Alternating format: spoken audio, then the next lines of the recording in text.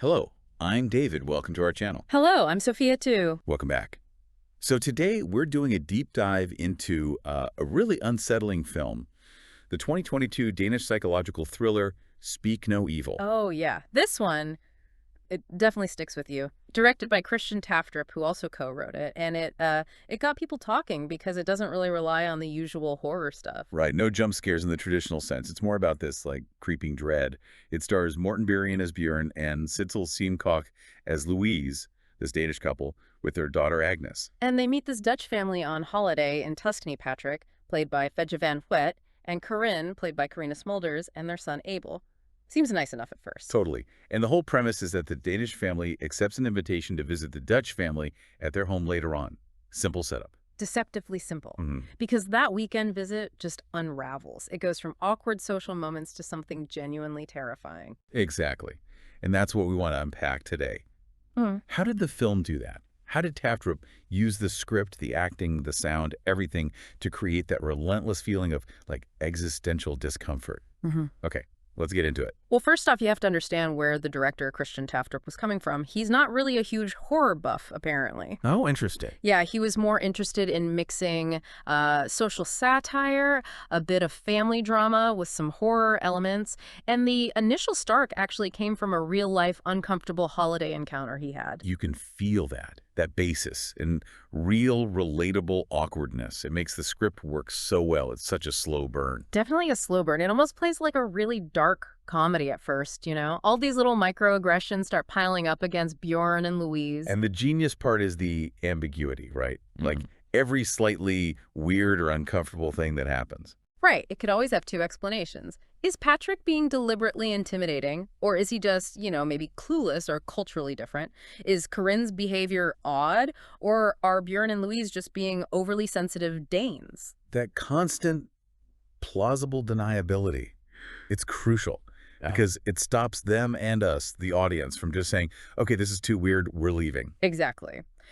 Which brings us to the core conflict, I think. This tension between their own instincts screaming danger and their intense desire not to be rude. God, yes. The politeness trap. They keep making excuses for the host's behavior. Louise is vegetarian, but Patrick keeps pushing meat on her.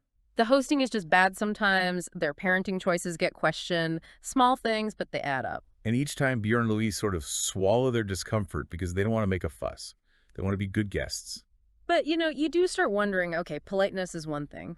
But when Patrick is shouting at their daughter Agnes or criticizing them directly, why don't they leave then? Is it just manners?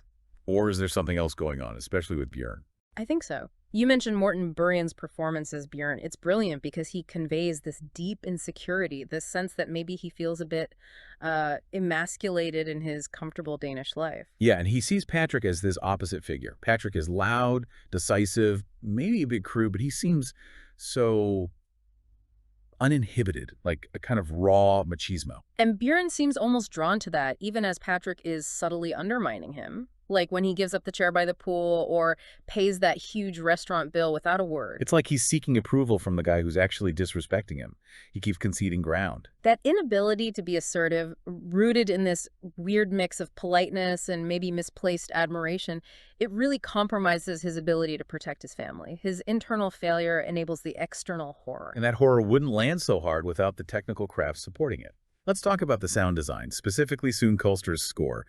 It's used in a really striking way. It really is. It's almost counterintuitive. You get these huge, like, roaring instrumental pieces, big horns, strings, percussion, just blasting away. But not during scary moments. Exactly. They play over totally mundane scenes back in Denmark. Bjorn doing chores, the family just existing. The music is basically screaming a warning when nothing on screen seems wrong yet. It creates this background hum of dread.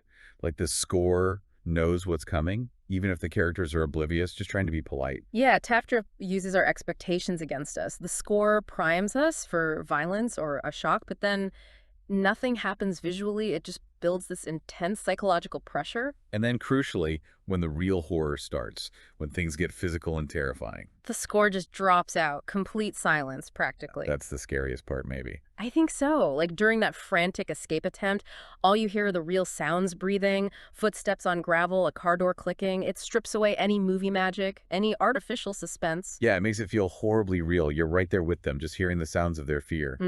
And the visuals do something similar, mapping this descent. Eric Mohlberg Hansen's cinematography. It's quite deliberate. Well, think about the locations. You start in Tuscany, right? Bright, sunny, almost dreamlike. That's the heaven of the initial meeting. Okay, yeah. And then they go back to Denmark. The colors are more muted, cooler, maybe a bit sterile but safe. That's kind of the limbo stage where they get the invitation. Right, before they make the choice. And then they arrive at the Dutch house. It's isolated. The landscape is kind of bleak, lots of shadows, darker, colder colors inside the house too. It feels like hell. Wow, yeah, framing it like that heaven, limbo, hell elevates it beyond just a bad weekend trip. It feels almost fateful.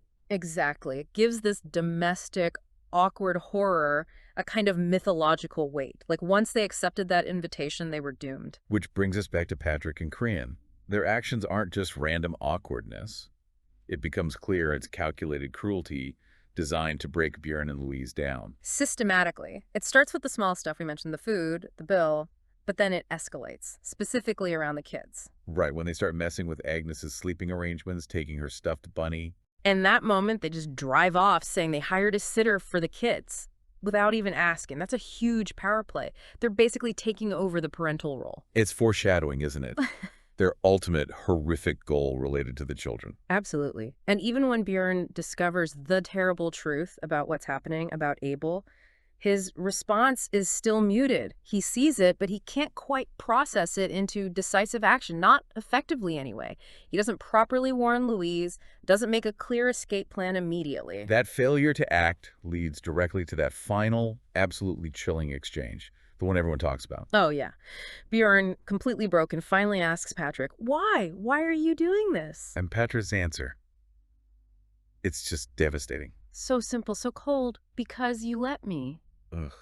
That line just lands like a physical blow. It turns everything back on Burian and Louise. Completely. It reframes the entire narrative. It wasn't just bad luck meeting bad people. It was their own passivity, their own politeness, their self-subjugation that allowed it to happen. It's a terrifying message about ignoring your instincts, about prioritizing social niceties over survival. Which is why people immediately compared it to Michael Haneke's Funny Games, that kind of bleak, punishing, psychological horror. Tafdrup knew about the comparison, didn't he? Yeah. But he pointed out a difference. Yeah, he said in Funny Games, the threat is pretty clear and violent right from the start. But in Speak No Evil, the danger creeps in slowly. Burian and Louise have so many moments where they could have left, where the weirdness was obvious, but they chose politeness instead. That choice, their compliance, makes the ending even more brutal somehow. And that uncompromising ending is really the whole point, which makes the recent American remake kind of interesting and controversial. Right, the 2024 Blumhouse version with James McAvoy.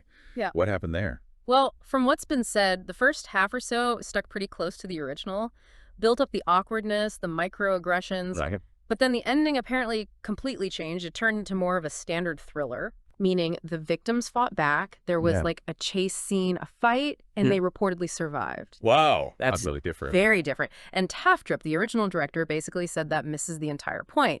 He felt the original's bleak ending was crucial to its message.